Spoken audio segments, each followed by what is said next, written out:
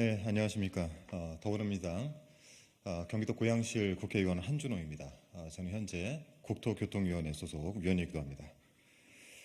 오늘 이 자리는 원희룡 전 장관의 이재명 대표에 대한 허위사실 공표 고발과 관련해서 좀 입장을 말씀드리고자 이 자리에 섰습니다.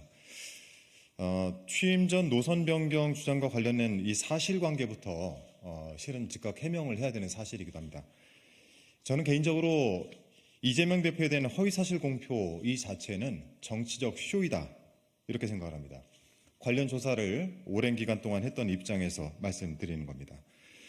원희룡 장관이 그 서울 양평간 고속도로와 관련해서 백지화 선언을 했을 때도 김건희 여사 일가의 땅이 그곳에 있었다는 것을 이 사건과 관련해서 이전에 알았다라고 한다면 본인이 정치적 생명을 걸겠다 이렇게까지 말씀하셨는데도 불구하고 저희가 많은 사실들을 밝혀냈음에도 지금 어떻게 했습니까? 개항에 출마를 했죠. 일종의 정치적 쇼에 대해서 제가 하나하나 짚어드리도록 하겠습니다. 어제, 즉 6일 원희룡 전 국토교통부 장관이 이재명 더불어민주당 대표를 검찰에 고발했습니다. 공직선거법상 허위사실 공표 혐의라는 것입니다. 이재명 대표가 6일 오전 제232차 최고위원회에서 한 발언을 문제 삼았습니다. 법 제250조 허위사실 공표죄 제2항의 주요 내용은 다음과 같습니다. 당선되지 못하게 할 목적으로 후보자에게 불리하도록 후보자 등에 관하여 허위사실을 공표한 경우 7년 이하의 징역 또는 500만 원 이상 3천만 원 이하의 벌금에 처하도록 되어 있습니다. 원희룡 전 장관이 이 고발이 과연 합당한 것인가 사안의 핵심인 허위사실 여부부터 짚어보도록 하겠습니다. 이재명 대표는 최고위원회에서 양평 고속도로 잊어버렸습니까? 양평 고속도로를 갑자기 대통령 처가 땅 근처로 확 바꿔버린 원희룡 국토부 장관, 무관한 척하지만 지금까지 책임 있는 것으로 드러나고 있지 않습니까? 라고 발언을 했습니다. 이재명 대표의 이 말에서 허위사실이 대체 어디인지 오랜 기간 조사한 입장에서 저는 정말 모르겠습니다. 원희룡 전 장관은 자신의 SNS에 고발장 사진을 게재하면서 국토부 장관 취임하기 전에 일어났던 일을 제가 확 바꾸었다 하신 것이라고 주장을 했습니다. 그렇다면 그 노선이 확 바뀐 시점이 대체 언제인지 원희룡 장관은 이 부분부터 밝혀야 됩니다. 먼저 원 전 장관의 취임 시점부터 명확하게 하겠습니다. 2022년 4월 10일 국토교통부 장관 후보자로 지명이 됐고 5월 2일 인사청문회를 거쳤습니다. 당시 인사청문위원이기도 했습니다. 저는 13일 대통령 임명 제가를 통해서 16일에 취임을 했습니다. 그리고 지난해 말인 2023년 12월 장관직을 내려놓고 정치인으로 돌아갔습니다. 강상면 종점안이 최초로 공식 등장한 시점을 살펴보도록 하겠습니다.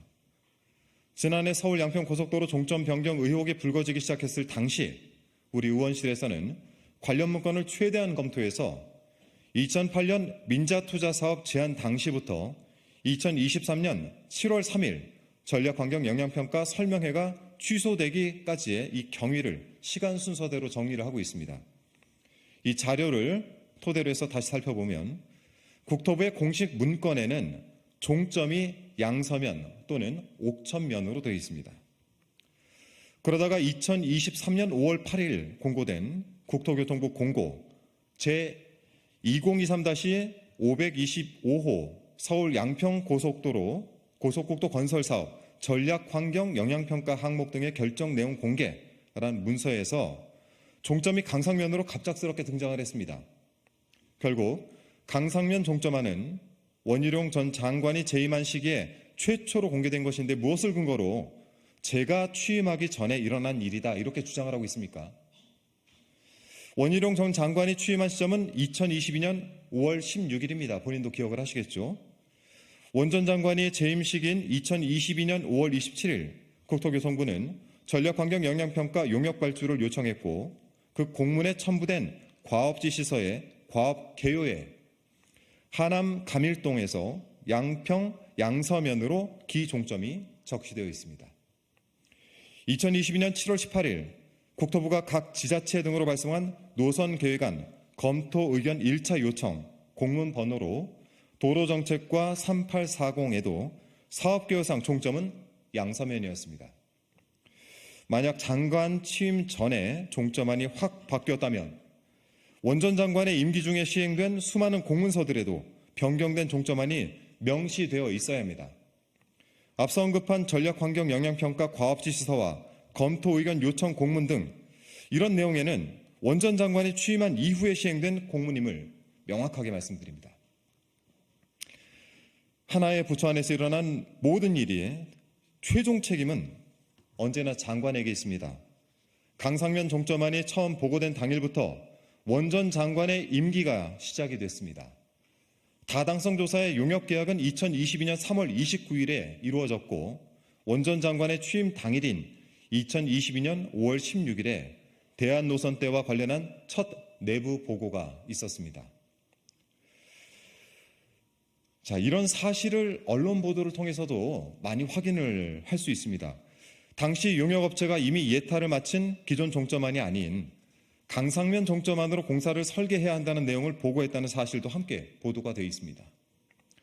첫 내부 보고가 있던 날로부터 8일 뒤인 2022년 5월 24일 용역업체가 착수 보고의 자료를 제출했습니다. 이 자료에는 남양평, 즉 강상면으로 종점부 변경 검토라는 내용이 포함됐고 문제의 그 대한노선대가 그려져 있었습니다. 대한노선대의 첫 내부 보고 시점부터 전략환경영향평가까지 강상면 종점안이 논의되던 그 시기 장관은 누구였습니까? 노선 변경 논란이 불거지기 시작했던 당시 국토부는 종점이 변경된 시기가 양평군이 노선 계획안 검토 회신을 한 2020년 7월 26일 그 이후란 취지로 주장을 했었습니다. 그때는 2022년 7월이라고 말을 하더니 이제는 원전 장관의 취임 전 일어난 일이다 이렇게 주장을 하고 있습니다. 도저히 이 횡설수설을 받아들일 수가 없습니다. 만약 원전 장관의 취임 전 일이라는 주장이 사실이라면 사안은 새로운 국면에 접어들게 됩니다. 과연 누가 강상면 종점안을 관철했는지 그 근거는 어디에 있는지 먼저 밝히기 시작을 해야 됩니다. 밝힐 수 있겠습니까? 지금까지 국회 국토위에서 현안 질의와 국정감사를 거치면서 밝혀낸 사실, 강상면 종점안이 확인되는 공식 문건은 2030 양평군 기본계획이고 이 기본계획은 김선교 전 의원이 양평 군수로 재임했던 2018년 3월에 발표된 것이라는 점입니다. 김선교 전 의원이 윤석열 대통령 그리고 그 장모에 대해서 발언한 내용은 이미 잘 알려진 사실이라는 점도 함께 말씀드립니다. 과연 국민들께서 어떻게 판단하시겠습니까? 원전 장관 취임 전 누가 이 노선에 손을 댔는지를 밝히지 않는다면 원전 장관의 주장이 되려 허위 사실이 될 공산이 큽니다. 서울 양평 고속도로 의혹과 관련해 원전 장관은 사실이 아닌 주장을 펼쳐오면서 국민을 기만하고 민심을 혼란하게 했습니다. 단적인 예로 제가 보유하고 있던 월간 진도 보고서가 없다라고 주장을 하지 않았습니까? 허위 사실과 관련해 고발을 하고자 한다면 본인 스스로부터 자백을 하고 고발하는 것이 순서가 아닐까 싶습니다.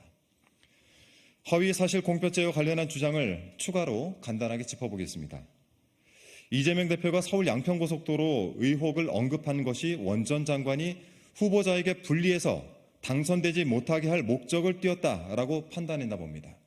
만약 이 의혹이 원전 장관의 당락을 좌우한다면 국민께 송구한 마음으로 의혹을 속 시원하게 해소하지 못했다는 반성부터 하는 것이 옳지 않을까 싶습니다. 2022년 7월부터 지금까지 서울 양평고속도로 종점 변경 특혜 의혹을 두고 온 국민이 큰 상처를 받으셨다는 사실 절대 잊어서는 안 되겠습니다. 지난 대선 당시였던 2021년도에도 원전 장관이 이재명 대표를 고발하더니 제22대 총선 국면에서도 또 고발을 하고 나섰습니다. 이쯤 되면 정치적인 쇼이자 습관입니다. 이재명 대표에 대한 고발을 선거 전략으로 이용하겠다는 의도에서 나온 행동이 아니기만 바라보겠습니다. 정정당당히 민심의 심판을 받으시길 바라고요. 혹시 제 논평과 관련해서 반론이 있으시다면 언제든지 받겠습니다. 또한 토론을 원하신다면 언제든지 받겠습니다. 연락 기다리겠습니다. 고맙습니다.